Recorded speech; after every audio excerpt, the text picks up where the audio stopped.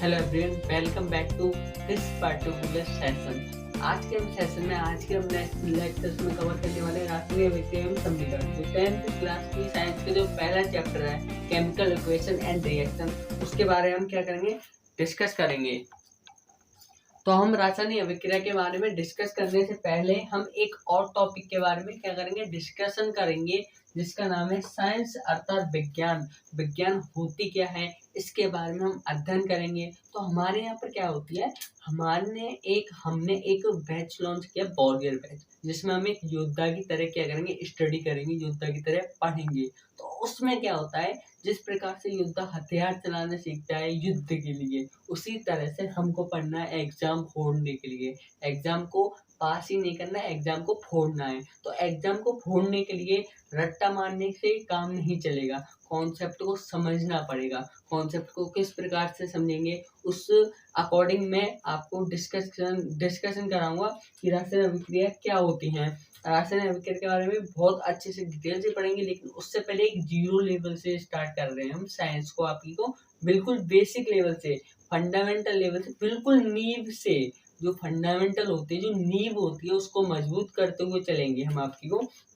जैसे कि हम विज्ञान की बात करें तो विज्ञान होती क्या है, विज्ञान है क्या, तब हम आएंगे इसके बाद में रासायनिक अभिक्रिया के बारे में। तो देखिए, हम विज्ञान, हमारे आसपास जो परिघटनाएं होती हैं, जैसे कि दिन का होना, रात का होना, क्या कभी सोचा है आपने कि ये विज्ञान के अंदर आती है, ये साइंस के अंदर आता है? हमारे आसपास जो परिघटनाएं होती है, दिन का होना, रात का होना, ये सब क्या है, प्राकृतिक घटना है।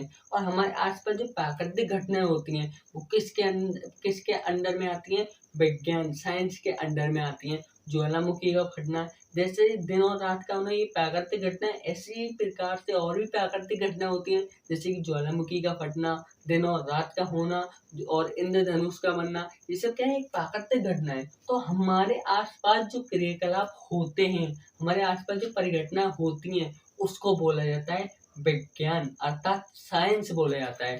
तो प्राकृतिक और प्राकृतिक घटनाओं के बारे में, घटनाओं के क्रमबद्ध प्रेक्षण, जैसे कि दिन हो रहा है तो उसके बाद में डेफिनेटली पद निश्चित है कि रात होगी। ज्वालामुखी के फटना निश्चित है, ज्वालामुखी बन रहा है तो फटेगा ही भाई, फटने के लिए तो बन रहा है ज्वालामुखी। तो उसी प्रकार से क्रमबद्ध प्रेक्षण, सुसंगत तर्कों और प्रयोगों से प्राप्त सुव्यवस्थित ज्ञान को विज्ञान कहा जाता है। जैसे कि एक सिस्टम से बनाया गया, जैसे दिन के बाद में रात का होना, ये क्या है, एक सुव्यवस्थित है, व्यवस्था से चली आ रही है। तो इसी ज्ञान को हम विज्ञान कहते हैं। अब हम बात करते हैं विज्ञान है क्या। विज्ञान जो होता है, देखिए विज्ञान में क्या होता है, ये आपका शब्द है विज्ञान, इसका हम संधि विच्छेद करते हैं, अर्थात इसको हम तोड़ते हैं, तो ये दो शब्दों में टूटता है, बी प्लस ज्ञान।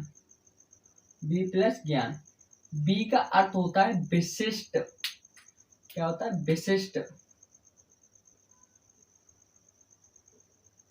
विशिष्ट। और ज्ञान का मतलब होता है जानना या मालूम होना। जानना या मालूम होना, ये क्या है, विज्ञान करते हैं, यानी विशिष्ट ज्ञान के बारे में जानना या मालूम होना क्या है, इस विज्ञान शब्द का मतलब है इस विज्ञान शब्द का। अब यदि हम बात करें, जो विज्ञान शब्द है, ये कहाँ से आया है, ये क्या आया है, एक शब्द साइंटिया शब्द से आया है। विज्ञान जो शब्द है आपका, वो क्या साइंटिया शब्द से आया है। एक मिनट के मार्कर चेंज करते हैं। विज्ञान जो शब्द है, विज्ञान जो शब्द है, वह साइंटिया शब्द से आया है, जिसका अर्थ टू नो, अर्थात जानना, जिसको हम जानते हैं, होता है। अब यदि हम बात करें, ये जो विज्ञान शब्द है, ये किस भाषा से लिया गया है, ये संस्कृत भाषा का शब्द है। जो आपका विज्ञान शब्द है, विज्ञान संस्कृत भाषा का शब्द है।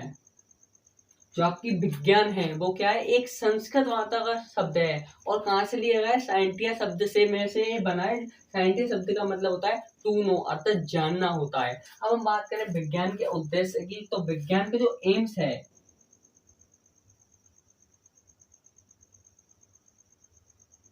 विज्ञान का उद्देश्य है,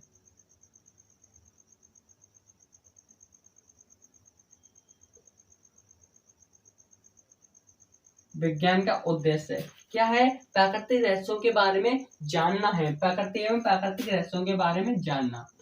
प्रकृति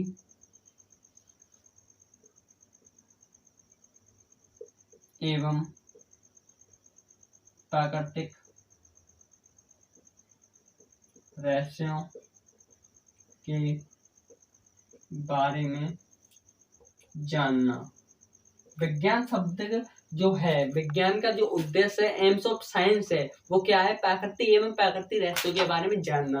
अरे भाई, जिस प्रकार से दिन और रात का होना है, विज्ञान का क्या है, एक रहस्य है। ये दिन क्यों होता है, रात क्यों होता है, तो इसके बारे में जानना क्या है, विज्ञान का उद्देश्य है। कि विज्ञान, ये जो दिन और रात होते हैं क्यों होते हैं, एक निश्चित समय पश्चात इंद्रधनुष क्यों बनता है, जो मतलब जो इंद्रधनुष बनता है ना, वो क्यों बनता है, और जो ज्वालामुखी फटता है वो क्यों फटता है, क्यों बनता है, क्यों फटता है।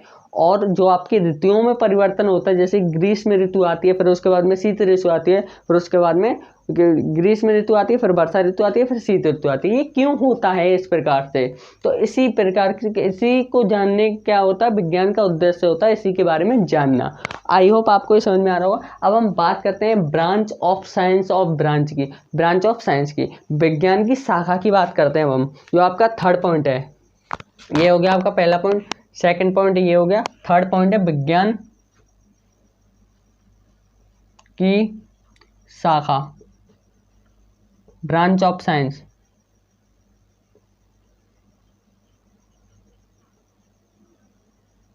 ब्रांच ऑफ साइंस की बात करते हैं तो विज्ञान जो होती है आपकी तीन पार्टों में क्या होती है, डिवाइड होती है, तीन भागों में विभाजित होती है। तीन भागों में शाखा इसकी विभाजित होती है। सबसे फर्स्ट नंबर पे आती है आपकी फिजिक्स, फिर आती है केमिस्ट्री, फिर आती है बायोलॉजी। सबसे फर्स्ट नंबर पे आती है फिजिक्स, केमिस्ट्री, बायोलॉजी। क्या होती है, तीन भागों में डिवाइड होती है। PHYSICS, physics, chemistry, biology.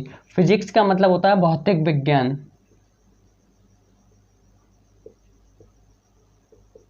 Chemistry का मतलब होता है रासायनिक विज्ञान,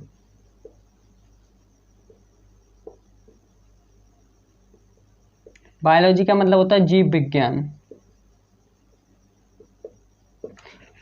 फिजिक्स का मतलब होता है भौतिक विज्ञान, केमिस्ट्री का मतलब होता है रासायनिक विज्ञान, बायोलॉजी का मतलब होता है जीव विज्ञान। आई होप आपको ये समझ में आ रहा होगा। एक बार मैं इसको 1 मिनट में क्या कर देता हूँ, सॉल्व कर देता हूँ, या आपको डिफाइन कर देता हूँ, बता देता हूँ मैं इसको।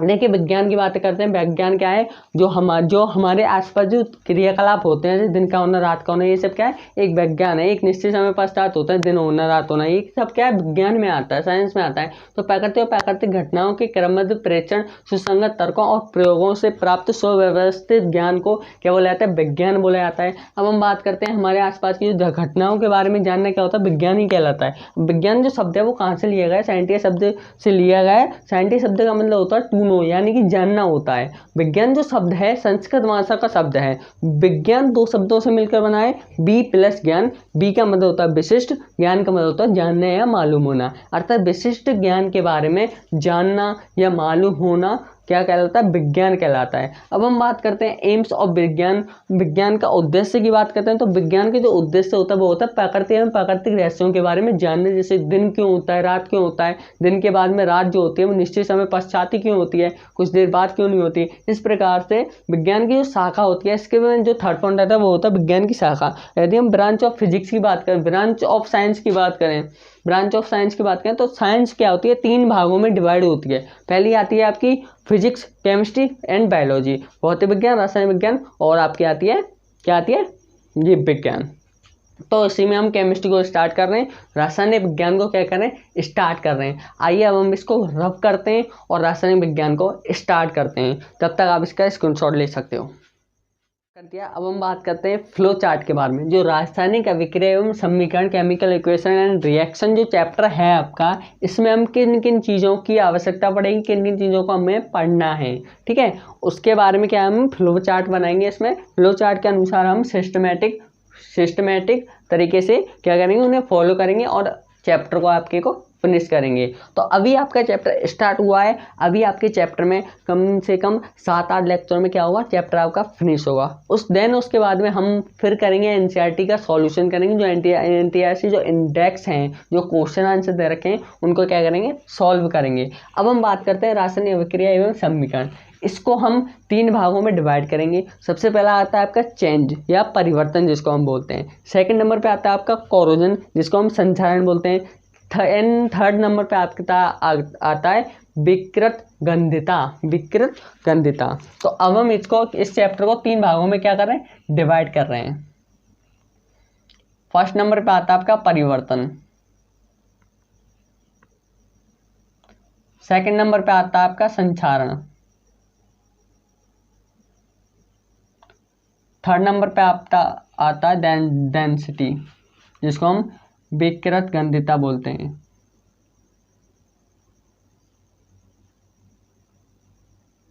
विकृत गंधिता बोलते हैं। अब हम परिवर्तन की बात करें, चेंज की बात करें, तो इसके अंदर क्या आता है, 2 प्रकार के परिवर्तन पाए जाते हैं इसमें। जो आपकी रासायनिक विज्ञान में समीकरण है, इसमें क्या होता है, परिवर्तन की टॉपिक की बात करें तो 2 प्रकार के क्या होते हैं, परिवर्तन होते हैं। पहला होता है आपका भौतिक परिवर्तन।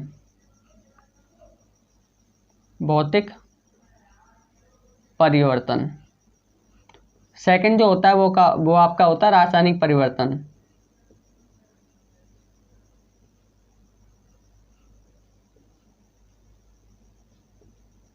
इसमें हम सबसे पहले पढ़ते हैं परिवर्तन के बारे में। रासायनिक अभिक्रिया एवं समीकरण 3 टॉपिकों में क्या होगा, खत्म होगा, खल्लास होगा 3 टॉपिकों में।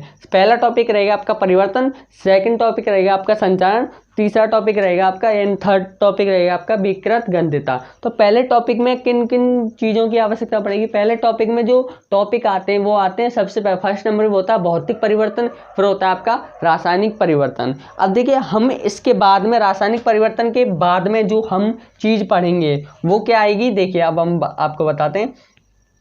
पहले हम भौतिक परिवर्तन पढ़ेंगे, फिर रासायनिक परिवर्तन पढ़ेंगे, फिर उसके बाद में रासायनिक अभिक्रिया के बारे में पढ़ेंगे कि रासायनिक अभिक्रिया होती क्या है, ठीक है। रासायनिक अभिक्रिया के बाद में हम पढ़ेंगे संयोजन अभिक्रिया के बारे में। किसके बारे में, संयोजन अभिक्रिया।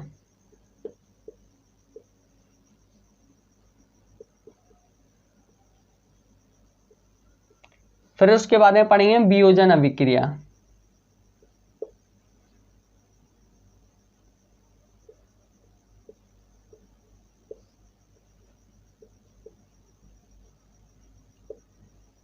फिर उसके बाद में पढ़ेंगे हम विस्थापन अभिक्रिया।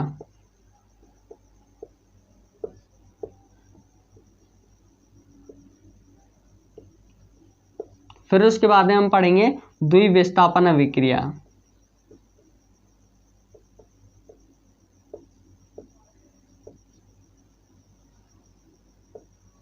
फिर उसके बाद में हम पढ़ेंगे रेडॉक्स अभिक्रिया।